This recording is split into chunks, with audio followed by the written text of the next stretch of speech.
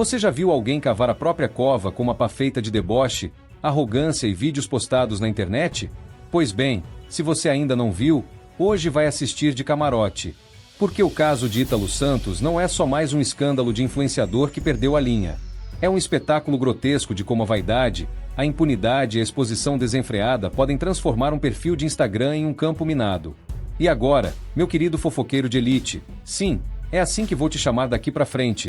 Chegou a hora de destrinchar essa história como se estivéssemos tomando um café forte, com a língua afiada e a indignação fervendo. Mas antes de mergulhar nesse lamaçal, já deixa seu comentário aqui embaixo e se inscreve no canal. Porque esse tipo de história precisa circular, precisa ser compartilhada, precisa ser escancarada. E você é peça-chave nisso. Não é só sobre o Ítalo. É sobre todos os outros que acham que podem fazer o que quiserem e sair impunes. Então bora fazer barulho. Tudo começou com um silêncio ensurdecedor. Ítalo Santos já vinha sendo comentado nos bastidores há tempos. Influenciadores menores, como Guga Figueiredo, já tinham feito vídeos, postagens, alertas. Mas nada ganhava tração. Era como se o algoritmo estivesse de mãos dadas com o silêncio. E aí veio ela, Isabelle Vidal, a primeira a viralizar com o caso. Mas, como tudo nesse universo podre das redes, a fama dela virou munição contra a própria credibilidade. Disseram que ela queria holofote, que estava se aproveitando. E pronto, descredibilizada. O caso precisava de alguém grande, alguém com peso, alguém que não pudesse ser ignorado. E foi aí que entrou Felca, o Batman da internet. Sem capa, sem máscara, mas com uma coragem que faltava em muita gente. Ele não fez rodeios. Não usou eufemismos. Foi direto ao ponto, como quem joga uma bomba no meio da sala e espera para ver quem corre primeiro. E a bomba explodiu. O vídeo viralizou. E com ele, veio a coragem. Porque quando alguém grande fala, os pequenos se sentem autorizados a falar também. E foi exatamente isso que aconteceu. De repente, começaram a pipocar relatos, denúncias, histórias que estavam engasgadas há anos. Gente que tinha medo de falar. Gente que sabia, mas se calava. Porque Ítalo não era qualquer um. Ele tinha seguidores. E seguidores, nesse mundo doente das redes sociais, significam poder. Poder de intimidar, de silenciar, de manipular. E ele usava esse poder com maestria. Mas o que ninguém esperava era a resposta dele. Porque quando você é acusado de algo grave, espera-se que você se defenda, que você traga provas, argumentos, que você desmonte as acusações. Ítalo não fez nada disso. Ele apareceu com aquele tom debochado, como quem diz: vocês não vão me derrubar.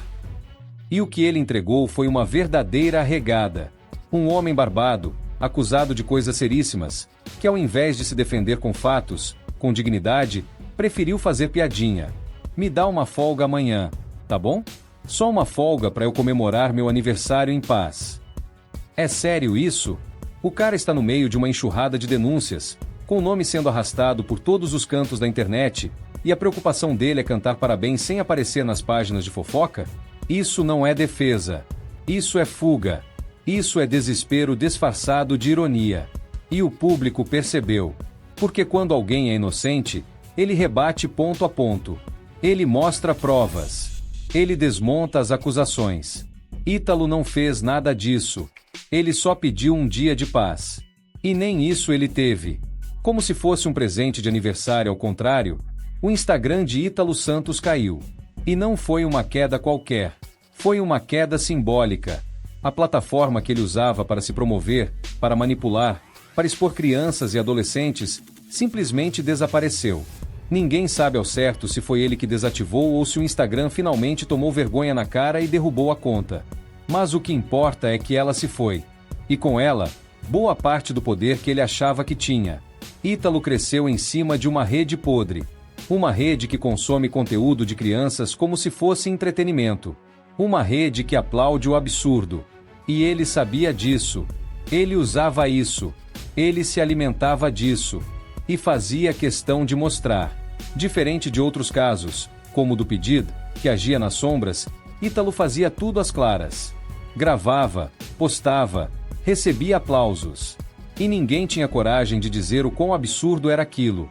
Porque ele era grande. Porque ele tinha alcance. Porque ele podia destruir reputações com um story. Mas agora, a casa caiu. E não caiu sozinha. Caiu com barulho. Caiu com denúncia. Caiu com revolta. Porque quando a verdade começa a sair, ela vem em enxurrada. E foi exatamente isso que aconteceu. Uma nova denúncia surgiu. Uma influenciadora chamada Bifão resolveu falar.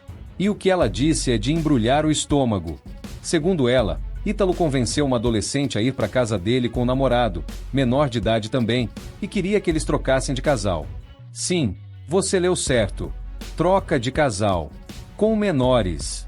E ela diz que tem provas. Que criticou na época. Que a menina voltou para casa por conta própria. Mas o estrago já estava feito. Porque esse é o modus operandi de Ítalo. Ele se cerca de adolescentes. Ele manipula. Ele convence. E ele grava tudo. E não para por aí. A história da Camilinha é ainda mais grotesca. Ítalo a adotou aos 12 anos. Virou o pai dela. Não no papel, mas na prática. E aí, o irmão dele engravidou a menina aos 17. Sim, o tio. E ela perdeu o bebê. É uma teia de relações doentias, de abusos disfarçados de afeto, de manipulação travestida de cuidado. E tudo isso estava ali, escancarado, mas ninguém falava. Até agora. Porque agora, meu fofoqueiro de elite, o Brasil está falando. E não vai parar. Porque quando a máscara cai, não tem como colar de novo. E Ítalo está vendo isso acontecer em tempo real. O perfil caiu. As denúncias aumentam. Os vídeos circulam. E ele não tem mais onde se esconder. E sabe o que é mais revoltante? É ver adolescentes defendendo ele nas redes. Meninas que ainda não têm discernimento, que acham que tudo é brincadeira, que não entendem a gravidade do que está acontecendo. Mas elas vão entender. Um dia vão olhar para trás e perceber o quão errado tudo isso era. Porque sim, adolescente namora, adolescente brinca, adolescente vive. Mas quando um adulto entra na equação, grava, incentiva, manipula, a coisa muda de figura. E Ítalo sabia disso. E usava isso. A exposição de crianças não é entretenimento. É crime. E o que Ítalo fazia era transformar isso em conteúdo. Em likes. Em engajamento. E agora, finalmente, está pagando o preço. Porque não dá mais para fingir que não viu. Não dá mais para passar pano. Não dá mais para dizer que é exagero. Então, se você chegou até aqui, já sabe o que fazer. Comenta aqui embaixo o que você acha desse caso. Se inscreve no canal. Compartilha esse vídeo. Porque a gente precisa fazer barulho. A gente precisa mostrar que não aceita mais esse tipo de coisa. Que não vamos mais nos calar. Que a internet não é terra sem lei. Ítalo Santos achou que podia tudo. Mas agora está descobrindo que não pode nada. E essa história ainda vai render. Porque quando a verdade começa a sair, ela não volta para a gaveta. E nós vamos estar aqui, contando tudo. Sem filtro. Sem medo. Sem piedade. Enquanto uns se envolvem em escândalos, outros estão faturando alto com vídeos que nem mostram o rosto. Tem um método que está fazendo gente comum ganhar até R$ 5.000 por mês no YouTube. E o melhor, você pode começar hoje. Quer fazer parte desse grupo? Clique no primeiro link nos comentários.